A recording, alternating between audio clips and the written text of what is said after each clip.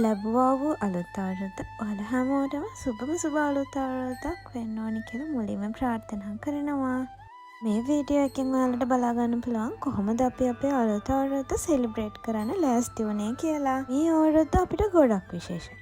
මොකද මේක තමයි මයි හස්බන්ඩ්යි සෙලිබ්‍රේට් කරන පළවෙනිම අලුත් අවුරුද්ද. මුලින්ම කරේ මුංගට කැවුම් හදාගන්න එක. ඒකට අපි මුං ඇට ටික හොඳට හොදලා තෙත හින්දෙන්න තියලා තිබ්බා. අපි ඊට පස්සේ මුං ඇට ටික හොඳට බැදගත්තා. එක ලිපක මුං ඇට ටික බැදෙද්දි අපි අනිත් ලිපේ සීනි කැරමල් එක හදාගත්තා. මේ අවුරුද්දේ ඉරි ඉතිරෙන්ටයි.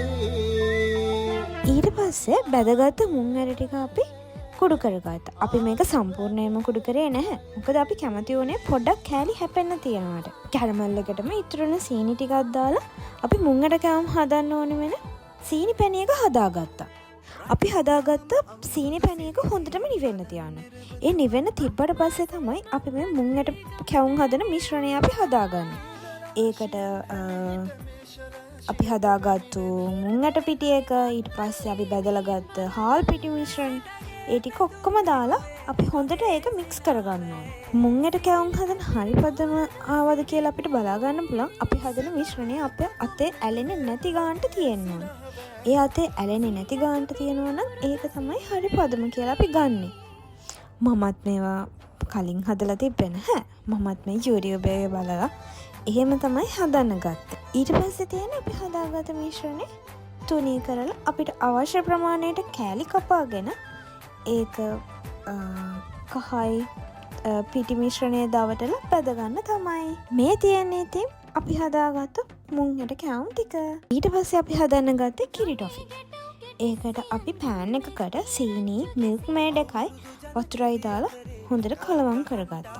කිරි ටොෆි හදාදී ඉතින් ඇත්තටම අපිට ටිකක් වෙලා යනකම් කිරි ටොෆි මිශ්‍රණය කලවම් කර කර ඉන්න වෙනවා.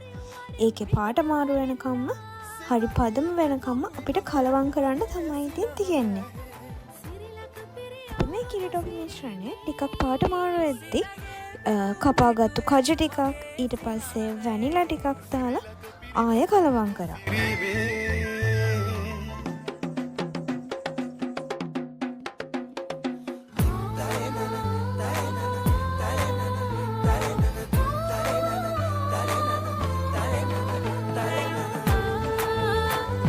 හැමදේම නම් වීඩියෝ කරගන්න බැරි වුණා. අපි පුළුවන් විදිහට වීඩියෝ කරගත්තා.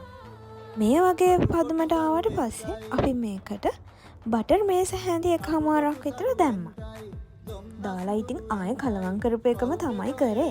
ඊට පස්සේ භාජනේ ඇලෙන්නේ නැති ගානටම ආවට පස්සේ ඒ කියන්නේ හරි පදමට ආවට පස්සේ අපි මේක වෙන භාජනයකට මාරු කරගෙන උණුවෙන්ම කෑලි කපාගත්තා.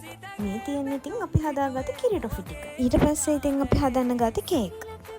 මම චොක්ලට් කේකුයි බටර් කේකුයි දෙකම හැදුවා. කේක් හදන වීඩියෝ එකක් නම් මට ගන්න බැරි වුණා. ඊට පස්සේ අපි හදන්න ගත්තේ කුකිස්. ඒකට හාල් පිටි ඊට පස්සේ පල් කිරි ලුණු කහ චුට්ටක්කුයි ආයෙ මම පාන් පිටි චුට්ටකුයි දාලා බැටර් එක හදාගෙන අපි කොකිස් හදන්න තමයි ඊට පස්සේ ගත්තේ.